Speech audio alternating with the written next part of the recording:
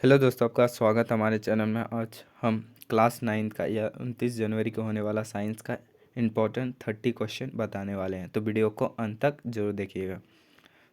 तो साइंस का पहला क्वेश्चन देखते हैं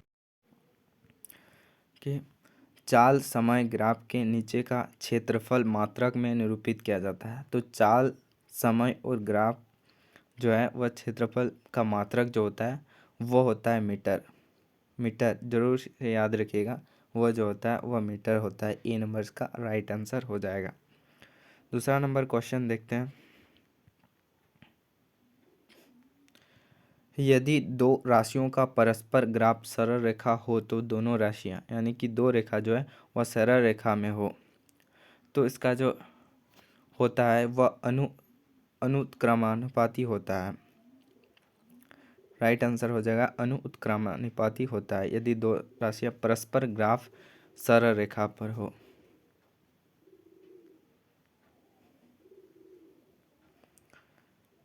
आगे है तीसरा नंबर क्वेश्चन देखते हैं। निम्नलिखित में कौन सा सही है, कौन सा मतलब फॉर्मूला जो है वह आपका सही है। तो आप जानते हैं V बराबर U प्लस AT जो है ये आपका फॉर्मूला होता है। ये आपका जो है ए नंबर पे दिया है, ए नंबर पे दिया है, तो ए नंबर इसका राइट आंसर हो जाएगा। अगला नंबर बात करें, जब किसी वस्तु की गति त्वरित होती है तो मतलब जो वस्तु है वह गति करता है तो जो है वह उस पर हमेशा कोई बल कार्य करता है। अगर किसी वस्तु को त्वरित करते हैं, गति कराते हैं, तो उस पर हमेशा क्या होता है, बल कार्य करता है। बल के में एक बल कार्य करता है। अगला क्वेश्चन है, जिस गुण के कारण कोई पिंड अपने विराम की अवस्था बनाए रखना चाहता है, इस गुण को हम लोग कहते हैं, जोर से याद रखिएगा, जड़त्व। जड़त्व क्या है, वह गुण होता है जिसके कारण जो है कोई पिंड या कोई वस्तु जो है विराम अवस्था अपने को बनाए रखता है। अगला क्वेश्चन है, प्रत्येक क्रिया के समान और विपरीत प्रतिक्रिया होती है। आप लोग जानते हैं न्यूटन का जो है 3 नियम होते हैं, इसमें से तीसरा नियम जो है वह है कि प्रत्येक क्रिया समान एवं विपरीत प्रतिक्रिया होती है।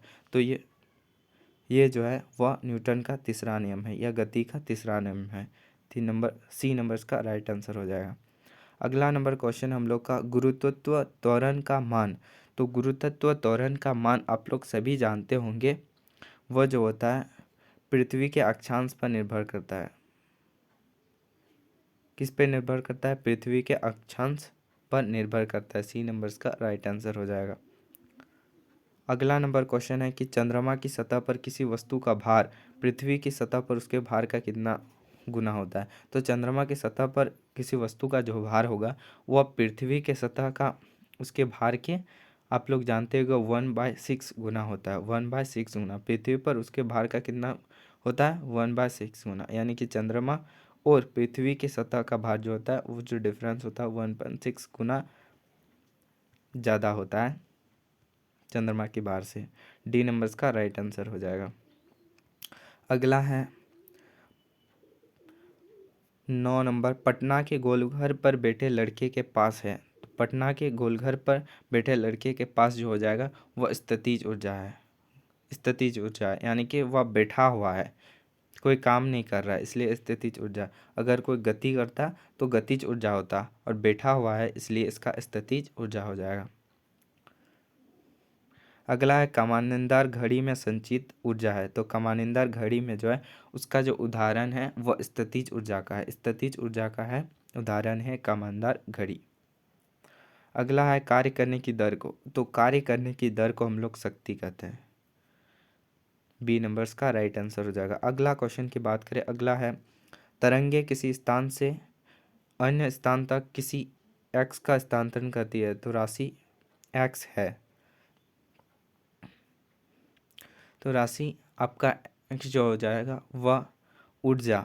ऊर्जा जो है वह तरंग किसी स्थान से अन्य स्थान तक किसी राशि ऊर्जा का स्थानांतरण करती है, ऊर्जा का स्थानांतरण करती है। तो इसका जो एक्स जो है वो ऊर्जा हो जाएगा, वह राशि जो है वह ऊर्जा हो जाएगा। तरंगे क्या होता है, अन्य स्थान तक किसी ऊर्जा को स्थानांतरित करता है।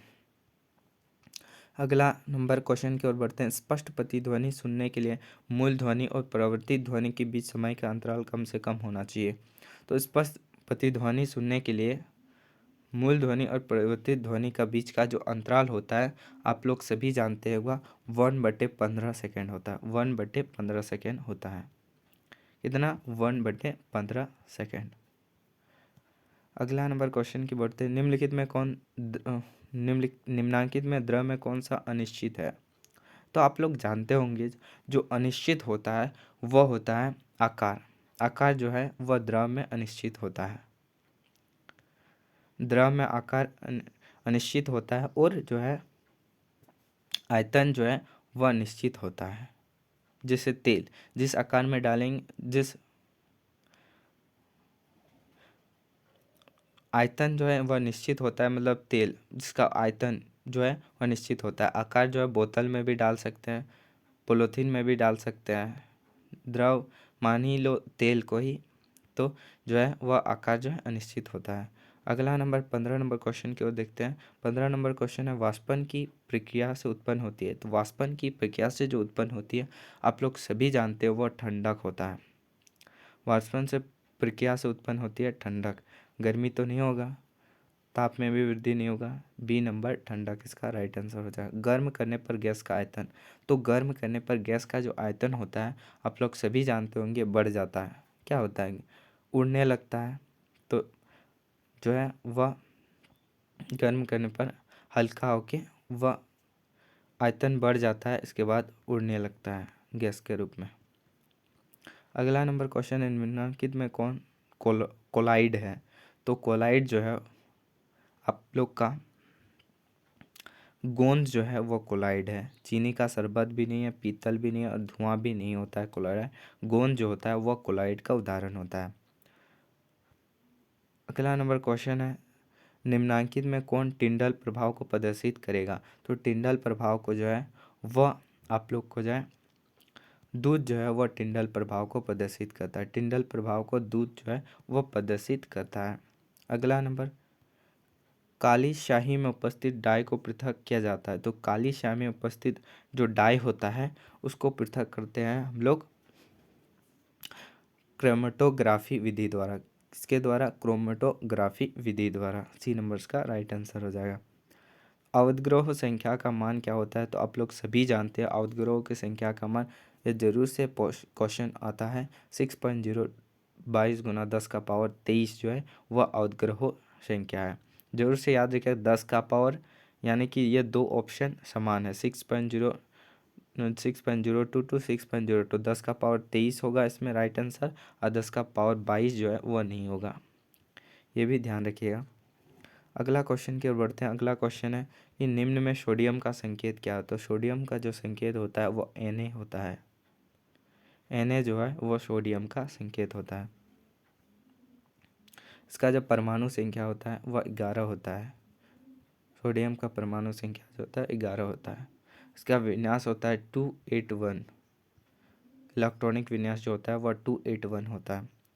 अगला है, निम्नांकित में कौन आयन है? तो कौन आयन है, चलिए देखते हैं। तो ए नंबर जो होगा वह आयन हो जाएगा, क्योंकि ऊपर में -3 दिया हुआ है। -3 मतलब ऊपर का, नीचे का नहीं देखिए, ऊपर का देखिए। ऊपर में -3 दिया हुआ है, इसलिए इसका जो राइट आंसर हो जाएगा वह ए नंबर राइट आंसर हो जाएगा। अगला क्वेश्चन है, यदि किसी तत्व का परमाणु क्रमांक ए तथा परमाणु द्रव्यमान जेड है, तो उसमें परमाणु में उपस्थित न्यूट्रॉन की संख्या होगी। तो हम लोग देखो न्यूट्रॉन की संख्या कैसे ज्ञात करते हैं, आप लोग को फॉर्मूला पता होगा। जो है हम लोग द्रव्यमान संख्या को माइनस करते हैं परमाणु संख्या से, तब न्यूट्रॉन की संख्या जो है वह निकलता है। न्यूट्रॉन की संख्या जो है वह निकलता है।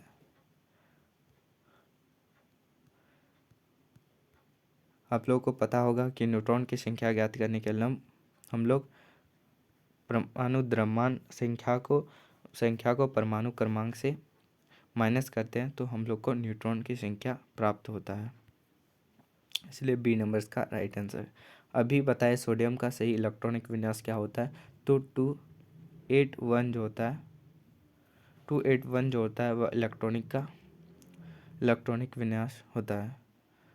अगला बात करें किसी कक्षा में अधिकतम इलेक्ट्रॉनिक की संख्या होती है, तो किसी कक्षा में अधिकतम इलेक्ट्रॉनिक की संख्या जो होती है आप लोग को पता होगा जो है 2n² जो होता है 2n² जो होता है 2n² जो होता है वह अधिकतम इलेक्ट्रॉनिक की कक्षा में इलेक्ट्रॉनिक की संख्या होती है। सी नंबर्स का 2n²।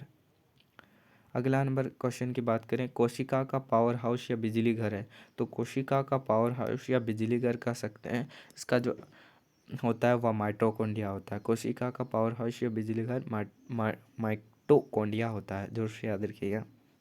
अगला है पादप और जंतु कोशिका में प्रमुख अंतर। पादप और जंतु कोशिका जो प्रमुख अंतर जो होता है आप लोग को पता होगा वह है पोषण संबंधी। पोषण संबंधी में जो है पादप यानी कि पौधा और जंतु यानी कि जीव मनुष्य बैल बकरी जो होता है उसमें जो अंतर होता है वो पोषण संबंधी जो होता है।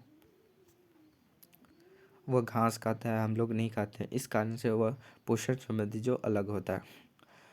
28 का देखते हैं, कॉर्क कोशिका में पाया जाता है, तो कॉर्क कोशिका में जो पाया जाता है वह पाया जाता है सुब्रीन। सुब्रीन जो है वह कॉर्क कोशिकाओं में पाया जाता है। अगला नंबर क्वेश्चन देखते हैं, पौधों की लंबाई किस ऊतक द्वारा बढ़ती है, तो पौधों की लंबाई जो है वो आप लोग का शीर्षतम विभाजोत्तक द्वारा बढ़ती है। पौधों की लंबाई जो है शीर्षतम विभाजोत्तक के द्वारा बढ़ता है। अगला क्वेश्चन के बढ़ते हैं 30 नंबर, हमारे शरीर की गति को कौन नियंत्रित करता है, तो हमारे शरीर का जो गति होता है वह हम लोग को रैखिक मांसपेशी जो है वह नियंत्रित करता है। शरीर के गति को हम लोग का रैखिक मांसपेशी जो है वह नियंत्रित करता है। होप ये वीडियो हेल्पफुल लगा है तो वीडियो को जोर से लाइक शेयर सब्सक्राइब करिएगा। मिलते हैं अगली वीडियो में, तब तक के लिए जय हिंद।